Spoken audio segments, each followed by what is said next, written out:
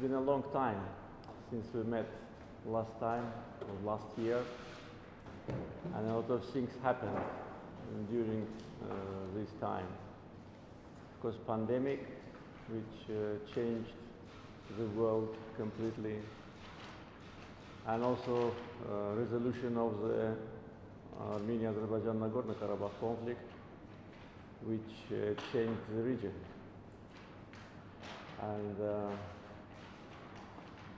now the new situation in the region, completely new.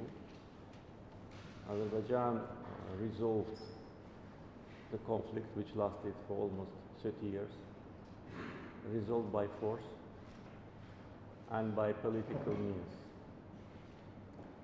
And I can only agree with what President Putin said, the president of one of the co-chair countries, that Nagorno-Karabakh conflict is already in the history. I share this view. Unfortunately, Minsk Group didn't play any role in resolution of the conflict, though Minsk Group had a mandate to do it for 28 years. I participated in negotiations for the last 17 years. And as I said, during the war, though there has been an activity of the Minsk Group in elaborating ideas and trying to be creative, but there was no result, and this is the reality. Therefore, Azerbaijan resolved it itself. And by defeating Armenia on the battlefield, we forced aggressor to admit its defeat, to sign declaration, which we consider is an act of capitulation of Armenia. And also all the political forces of Armenia, except the ruling regime, share this view, that this is a capitulation. They call it a humiliating capitulation. And responsibility, full responsibility, is on Pashinyan dictatorship regime. As I said, I participate as a president, participated for 17 years. I had experience in negotiating with previous Armenian presidents, and though there have been no result, but there was process. Pashinyan ruined the process. He ruined the negotiation format. He tried to do it. His provocative statements and actions made negotiations absolutely meaningless.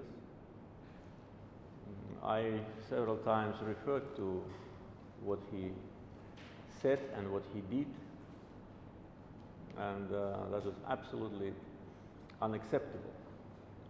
His provocative, insulting actions and statements against Azerbaijan and its people had to be addressed, and we punished him severely. So he had to admit his defeat. He had to plea for ceasefire. Actually, that was he was doing during almost all 44 days of the war, and he was calling world leaders several times a day. It's very difficult to find any European leader whom he didn't call. And he was asking for ceasefire. But he didn't want to implement my conditions. Actually, one condition. He put 7 conditions to me several months ago. I rejected them. I said, I have only one. Get out of our lands. Otherwise, you will see the iron fist of Azerbaijan. So, during the war, several times I said, as soon as Pashinyan himself, not his ministers, himself, gives us a date when he will get out of our land, we will stop. And that happened. I kept my word, as I always do. Pashinyan never kept his word, neither in front of me nor in front of his own people. He is a liar, and I think people of Armenia already know that, and he continues to lie even now. But that's already has nothing to do with Azerbaijan. That's internal politics of Armenia. So as soon as on the 10th of November, the night from 9th to 10th of November, he signed declaration, we stopped immediately. The next hour, the war stopped. But we also gave time for withdrawal. And then after the request from Russian President Vladimir Putin, we even gave additional 10 days for them to leave Kalbajar. Though when Armenian gangs and Armenian army were ethnically cleansing Kalbajar, they didn't give a day to Azerbaijanis. They killed them. They forced them to leave. Azerbaijanis from Kalbajar had to go through the high mountains, 3,500 meters high. That was beginning of April, very cold, and many of them got frost.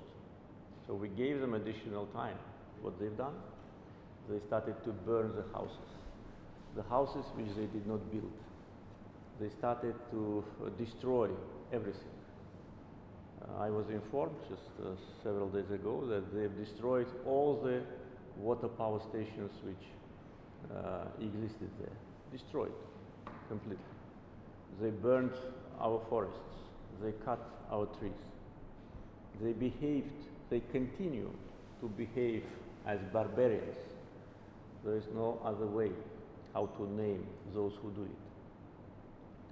But we kept our word. We stopped war. If we didn't stop war, everybody knows what would have happened. Armenian army was completely destroyed, demoralized, and had no means to do anything. We demonstrated courage, we demonstrated spirit, we demonstrated professionalism on the battlefield.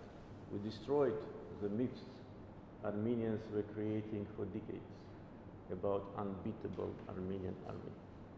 We demonstrated that Azerbaijani army is unbeatable. And within 44 days, we liberated big part of the occupied territories, including the ancient Azerbaijani city of Shusha, and more than 300 cities, villages, and other settlements. So we showed who is who. And when I visited the liberated territories, I just witnessed what I heard a lot about, and I've seen in some internet sites what they've done to our territories. There've been no single building in Fizuli. All the buildings were leveled to ground. There was no buildings even to put a flag, Azerbaijani flag on. In Agdam, the only not completely destroyed building was the mosque. And when we started to investigate why they did not destroy it completely, our people said that because they needed to have some building in Agdam just to measure the distance. So if Azerbaijani army goes on offensive, so it will be easier for them to measure the distance. So the mosque was a kind of orienteer for them. But we didn't go to Agdam. We went where they did not expect us. We came to Agdam without one single bullet. So why I'm telling that? Because this is true. First, because you visit us after more than 1 year. And I want to be very open and frank with you, as I am open and frank with Azerbaijani people. During all these 44 days, I was telling them the truth, only truth. Pashinyan was lying to his people and to his partners, whom he talked several times a day regularly. And he continues to lie now. But as I said, it's no longer something which is of concern. We resolved the problem. We liberated our territory. During the war, I was many times asked about losses of Azerbaijani army. I said, we will disclose this information after war is over. And we did it.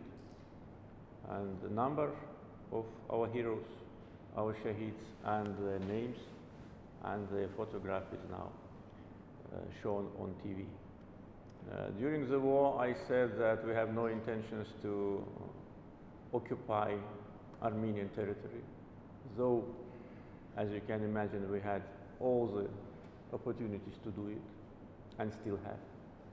But we don't have these intentions. I was asked about that. I said, no. We want to liberate our own territory. We will fight on our own land. And we kept our word. At the same time, I said that for us it's vital to have direct land connections to Nakhchivan, and we achieved it by political means. And Pashinyan signed declaration which provides connection between Azerbaijan and Nakhchivan. This is also an important historical achievement for Azerbaijan. At the same time, it creates opportunities for future discussions about how region will perform in the future. During the war, in the numerous interviews to international media, I was saying that we have no problems with Armenian people, and our fight is with aggressors, with those criminals who occupy our territory. Armenian people can live, as they do, by the way, in different parts of Azerbaijan now, in safety and dignity, and they will live better under our administration. We've seen now, after the war, the villages where Armenians live. It's extreme poverty.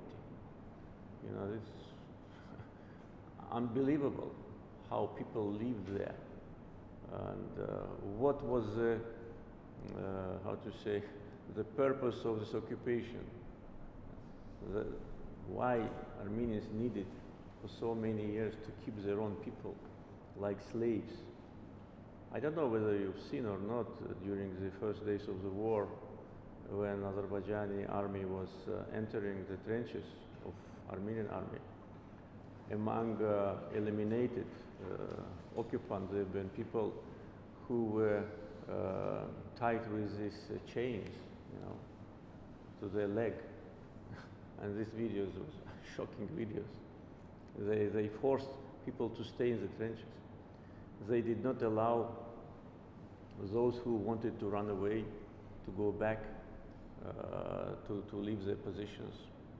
They had a special groups during the war which were standing behind the Armenian troops in order to kill their own people if they will run, and they did it many times. They war criminals.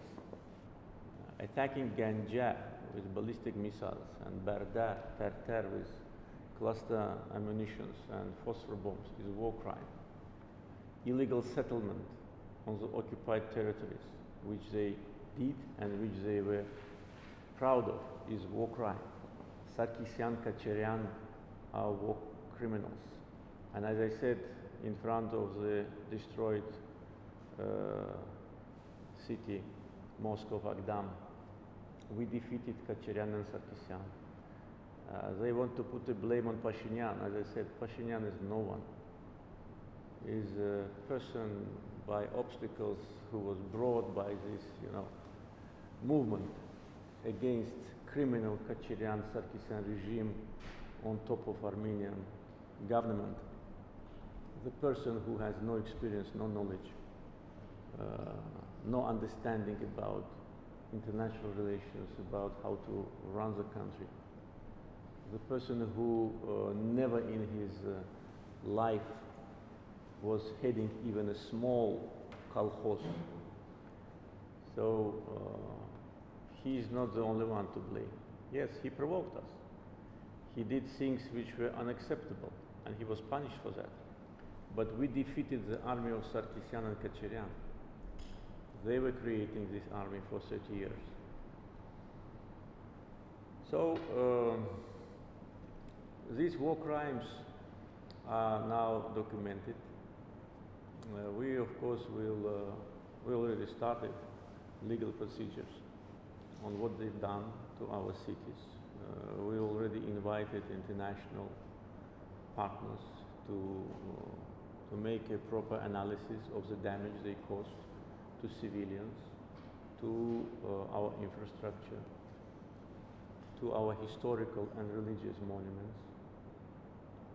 And everything will be documented, and we will do what is necessary in these circumstances. So illegal settlement is a war crime. And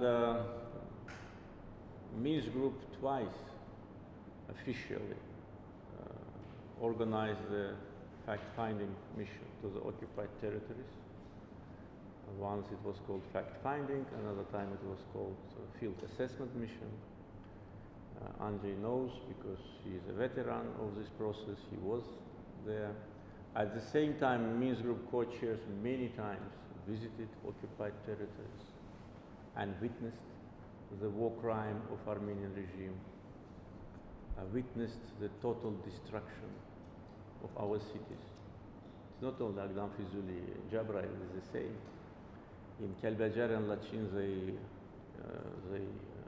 were just using some of the houses just to settle. And in Gubadli and Zengilan, they were planning to settle Armenians from Syria, whom they used as mercenaries. There were numerous facts in our hands about mercenaries which Armenians used. I already said whose residents these people are, don't want to repeat. But we have passports in our hands.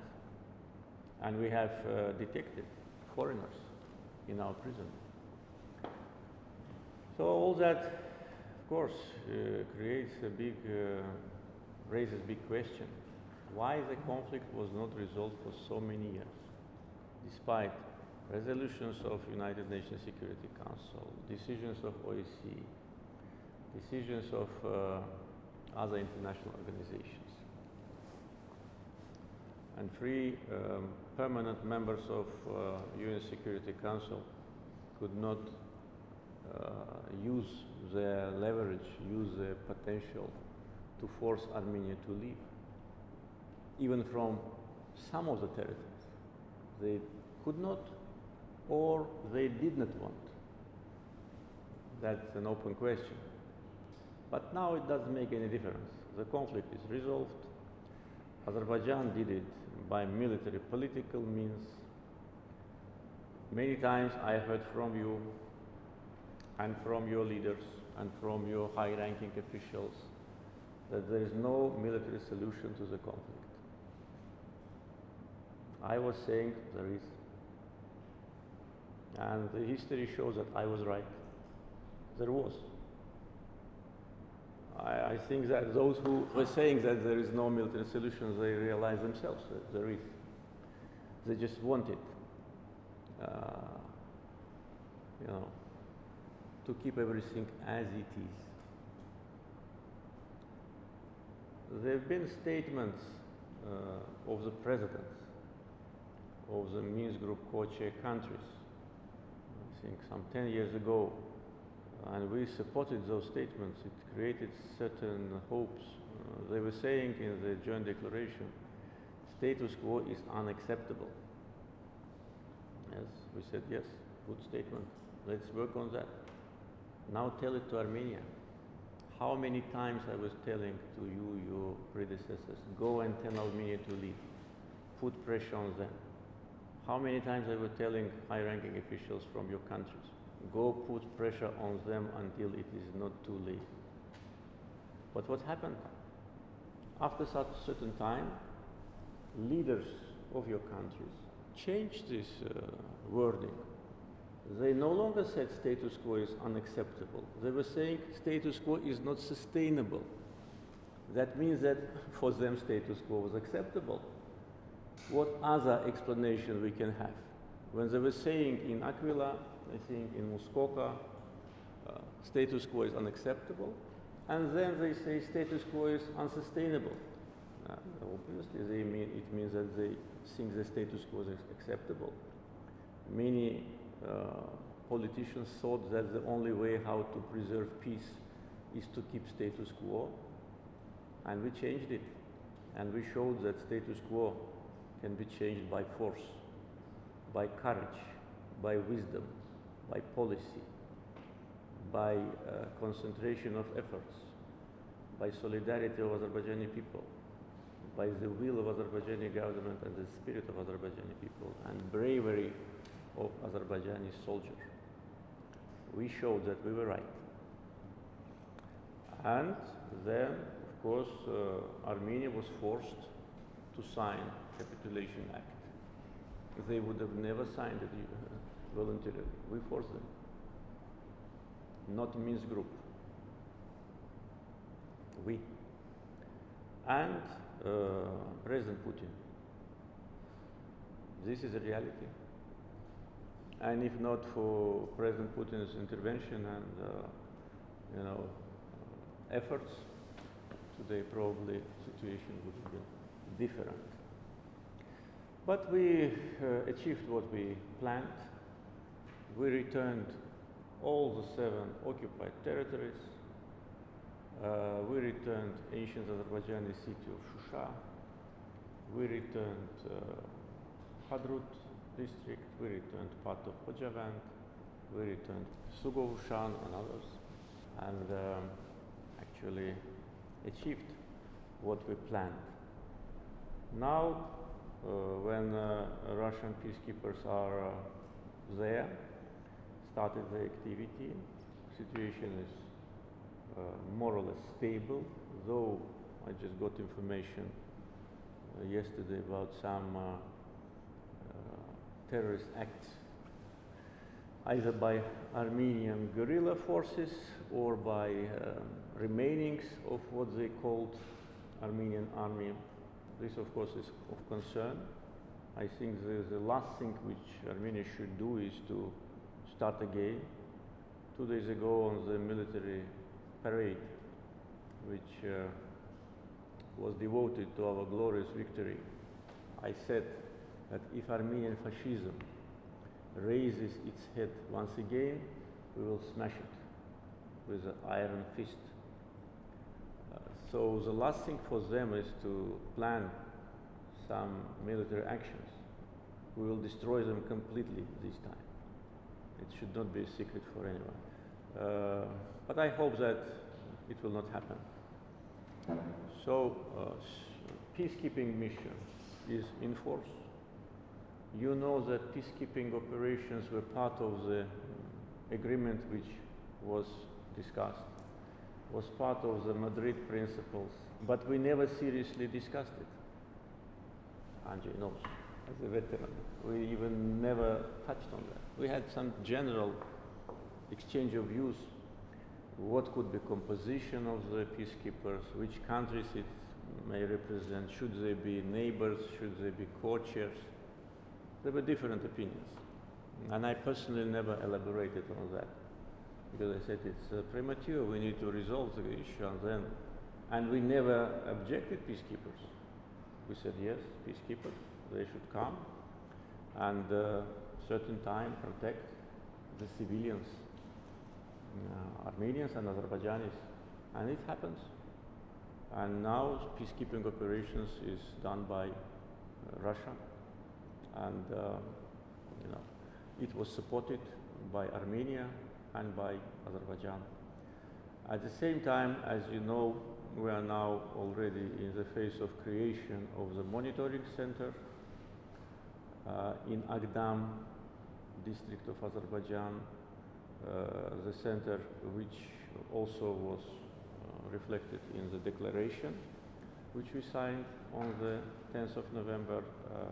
Turkish-Russian monitoring center will monitor the ceasefire regime. And this, I think, is also a very good sign of regional cooperation, also a good sign of cooperation between Turkey and Russia. And this already is a reality. The last point, which I also want to raise, and as I'm sure you heard about that, is our views for the future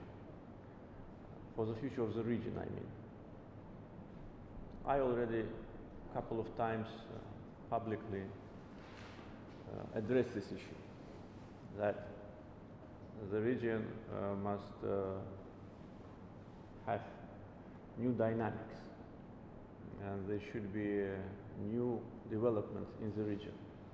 Azerbaijan is ready. Azerbaijan as a powerful, from economic point of view, from military point of view, country, as a country with a very broad international support, the country which today is chairing the second after United Nations international institutions, non-aligned movement is, of course, will do its part of the job in order to provide long-lasting stability and security. But, of course, it also will depend on Pashinyan regime, or if this regime is overthrown, on those who will come after. And I think international community should deliver the direct messages to Armenia. First, never ever in the future try to insult the feelings of Azerbaijani people. You will be severely punished. We are patient, we were preparing, we did everything properly. We did not respond to the first Armenian provocation in July the way how we could. We didn't cross state border, though we could. We did not seriously respond to the second Armenian provocation in August, when they sent a sabotage group to kill our people.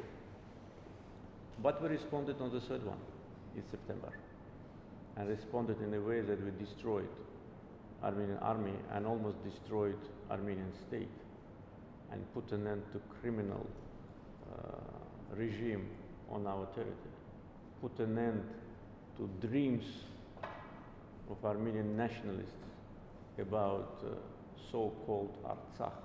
It does not exist. Pashinyan said Karabakh is Armenia. He was wrong, and he deserved what he got. He deserved this humiliation. Our people, our country deserved victory, because the truth and international law was on our side. I will probably conclude now in order to listen to you, because it was your idea to come.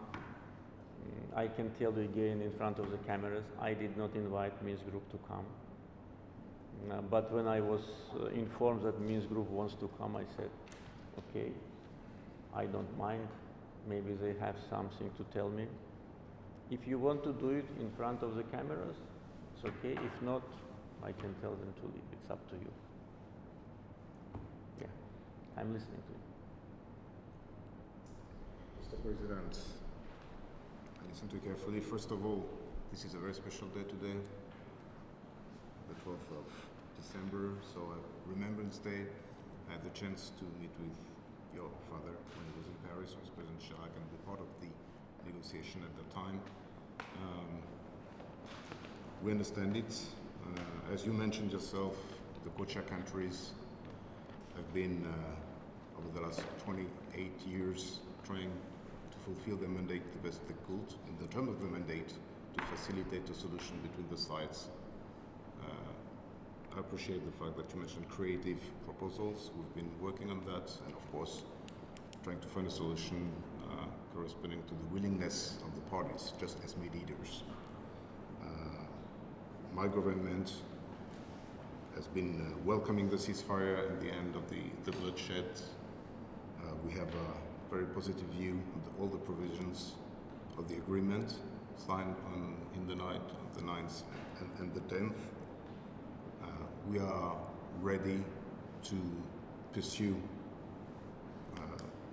the new agenda, the evolution with totally different situations, as you mentioned yourself, to stabilize the region, to bring prosperity in an impartial and collective way. But it's up to you whether you want the Minsk Group to further work on all the pending issues. Yes, we do have a good basis. We are in a transition period and the future is not written. I will, of course, report to my government all the considerations that you have publicly developed now. Of course, our presence in Baku, as far as I understand, was due to an invitation.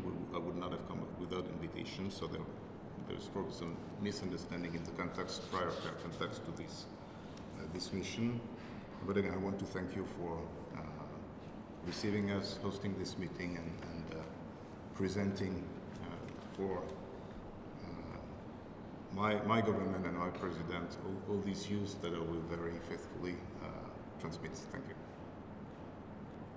I'd also like to extend my thanks for your decision to receive us here today and your hospitable welcome.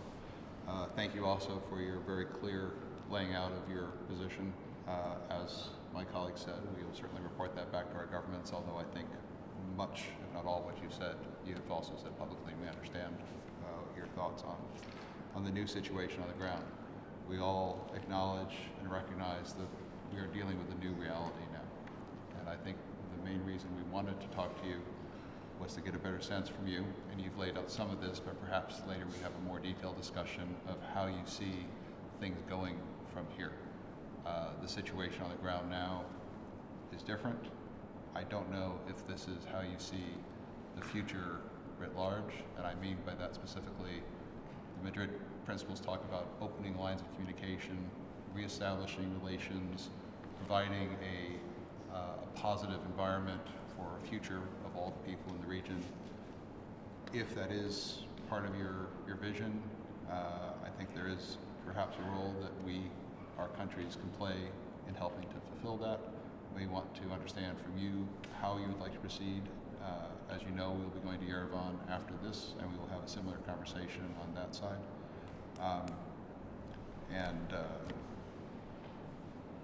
Perhaps we have a more detailed discussion outside of the camera. If I may, Mr. President, thank you very much for the opportunity to be part, to meet with you within the group of co-chairs of the Minsk Group. Russia, as we know, played a part in tripartite declaration that which was made, and we attach a lot of importance to the implementation of the provisions of that declaration. I think there are still things to be done to fully implement this document that concerns, well, as you said, Mr. President, return of the people of the displaced persons to the areas, peaceful reconstruction of the regions, and of course what you outlined, the future of the peaceful and successful development of the region in the conditions of peace. As for the Minsk Group, our government has always stressed the importance of this group, and that's why we participated and still participating in the group. I think the joint position of the group was expressed quite recently in the statement on the 3rd of December by the heads of the delegations of all the three countries' co-chairs of the Minsk Group. The joint attitude is reflected there, and we will be very glad to assist where we can in implementing those aims of reconstruction which you, Mr. President, has laid down today.